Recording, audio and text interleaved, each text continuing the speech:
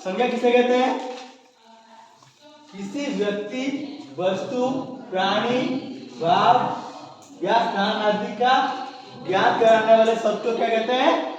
संज्ञा कहते हैं। जैसे उदाहरण के लिए क्या रखेंगे? राम। राम क्या है?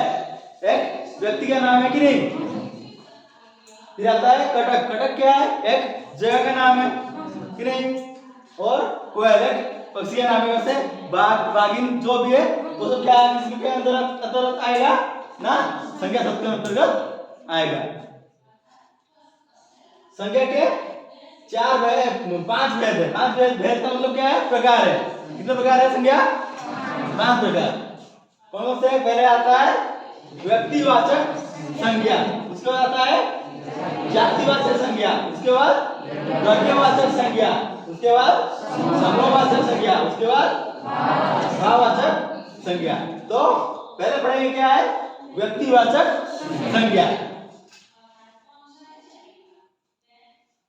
जिस शब्द से व्यक्ति, पशु, पक्षी, वस्तु आदि के नाम का बोध होता है उसे क्या कहते हैं? व्यक्तिवाचक संज्ञा कहते हैं। उदाहरण के लिए पहले आता है व्यक्तियों का नाम। जैसे कोई भी नाम ले लीजिए, जैसे दमन हो गया, या फिर राधा हो गया, सरिता हो गया, श्री राम, सीता, कोई भी नाम क्या हो गया? इसके अंतर्गत आएगा, व्यक्तिवाचक संज्ञा के अंतर्गत आएगा। उसके बाद आता है क्या है ना? देशों का नाम। जैसे भारत हो गया, चीन हो गया, जापान हो गया, अमेरिका हो गया, ये सब किसके अंतर्गत आएंगे? व्यक्तिवाचक संज्ञा के अंतर्गत आएंगे। उसके बाद आता है नदियों के नाम। जैसे पर्टिकुलरली बोला जाएगा कोई भी नदी का नाम, कौन सा बोला जाएगा? महानदी, गंगा नदी, तो ये नर्मदा नदी, ये सब किसके अंतर्गत आएंगे ना? व्यक्तिवाचक संज्ञा के अंतर्गत आएंगे। उसके बाद नीचे क्या आता है ना? दिन, महीनों के नाम और पर्वों के नाम। जैसे सोमवार कौन सा दिन का नाम है कि नहीं? उसके बाद महीने, कार्तिक महीना होता है कि नहीं? आषाढ़ महीना होता है कि नहीं? उसके बाद जनवरी, फरवरी, ये सब भी किसके अंतर्गत आता है ना? महीने के अंतर्गत आता है, व्यक्तिगत संज्ञा के अंतर्गत आता है। उसके बाद क्या आएगा ना? पर्वों के नाम। जैसे हो गया दसरा, हो गया ईद, हो गया, ये सब किसके अंतर्गत आता है ना? व्यक्तिगत संज्ञा के अंतर्गत आ गया, आता है। आप लोगों को समझ आया कि नहीं? उसका दूसरी बात क्या है? जातिवाचक संज्ञा ना? जिस शब्द से व्यक्ति, पशु, पक्षी, वस्तु आदि के पूरी जाति का बोध कराता है। व्यक्तिवाचक में क्या था कि एक नाम का याद कर मतलब बोध कराता था कि नहीं? इसमें क्या है कि आप लोगों को पूरी जाति का नाम का बोध होता है कि नहीं? उसे क्या कहेंगे? जातिवाचक संज्ञा। जैसे व्यक्तियों का नाम मतलब जाति हो गया, जैसे लड़का। लड़का क्या कहेंगे? किसको समझेंगे ना? लड़कों को ही समझेंगे कि नहीं? लड़का, लड़की, यहाँ पे पूरी जाति का बोध हो रहा है। अगर मैं बोलूंगा सीता बोलूंगा या फिर कुंती बोलूंगा तो किसके नाम का बोध होगा ना? पर्टिकुलरली एक लड़की के नाम का बोध होगा। औरत क्या होता है? एक जात को समझाता है कि नहीं? मर्द वैसे वृत्ति। जैसे किसी का कोई भी जॉब, कोई भी प्रोफेशन हो गया, जैसे क्या होगा? शिक्षक कि नहीं? शिक्षक बोलेंगे पर्टिकुलरली किसी एक शिक्षक को के बारे में बोला जा रहा है क्या? नहीं। क्या इसको किसके बारे में बोला जा रहा है ना?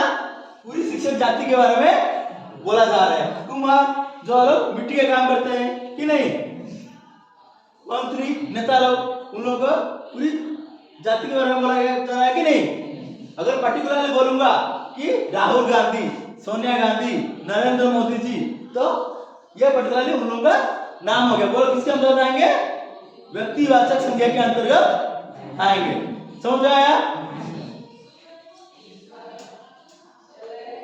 उसका आता है क्या? पशु पक्षी। जैसे क्या हो गया? बाघ। बाघ बोलेंगे पर्टिकुलरली एक बाघ का नाम आएगा क्या? नहीं। इसमें क्या आएगा ना? बाघ बोलेंगे तो पूरी बाघ जाति का समझ आएगा। उसके बाद भालू, हिरण, कोयल, कौवा, ये सब किसके अंतर्गत आएंगे? जातिवाचक संज्ञा के अंतर्गत आएंगे। समझ आया? उसके बाद देखेंगे कौन सा? द्रव्यवाचक संज्ञा।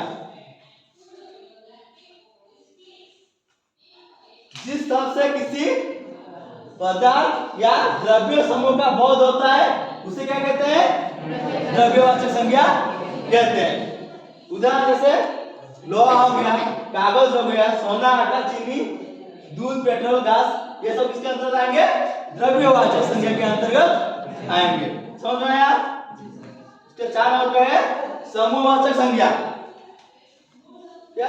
जिस शब्द से किसी समूह या समुदाय का बोध होता है। कोई भी समूह लिख लो।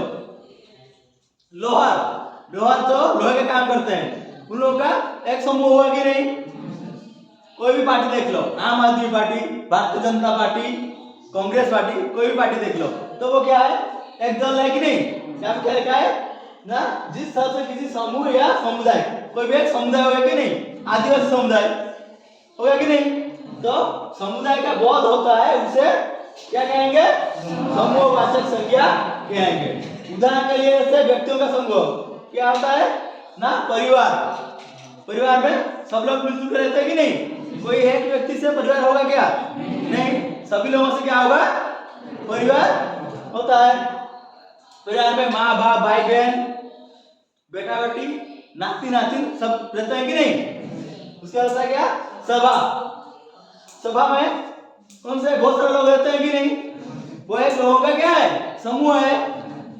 फिर कक्षा में क्या? बहुत सारे बच्चे रहते हैं कि नहीं? लड़का लड़कियां और लड़के वगैरह रहते हैं कि नहीं?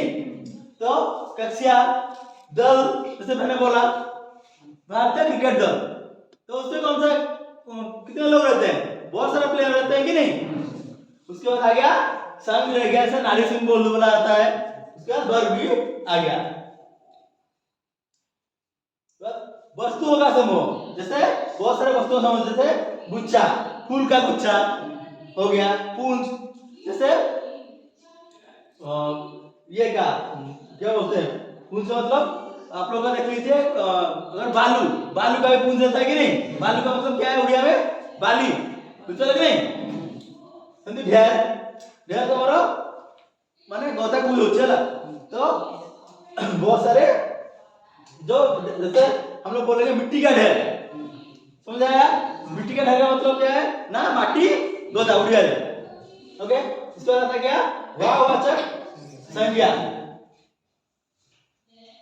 जिस शब्द से किसी वस्तु के गुण, धर्म, अवस्था या कार्य वाकर का बोध होता है उसे क्या कहेंगे? वाचक संज्ञा कहेंगे। अगर उदाहरण के लिए देखेंगे बचपन में क्या है? आप लोगों की एक अवस्था है कि नहीं? आप लोग बचपन में थे, अभी क्या कहां पे जा रहे हैं ना? युवक होने के और जा रहे हैं कि नहीं? जैसे हो गया बुढ़ापा भी क्या है? एक अवस्था है कि नहीं? बुढ़ापा भी एक अवस्था है। शत्रुता क्या है? एक कार्य व्यापार है कि नहीं? मतलब बेर करना। शत्रुता, मूर्खता, मिठास, चालाकी, लड़ाई, पूजा, ममता, ये सब किसके अंतर्गत आता है? भाववाचक संज्ञा के अंतर्गत आता है कि नहीं? आशा करता हूं तुम लोगों को संज्ञा पूरा समझ में आ गया होगा कि नहीं? इसके अगले पाठ हम लोग बाद में पढ़ेंगे।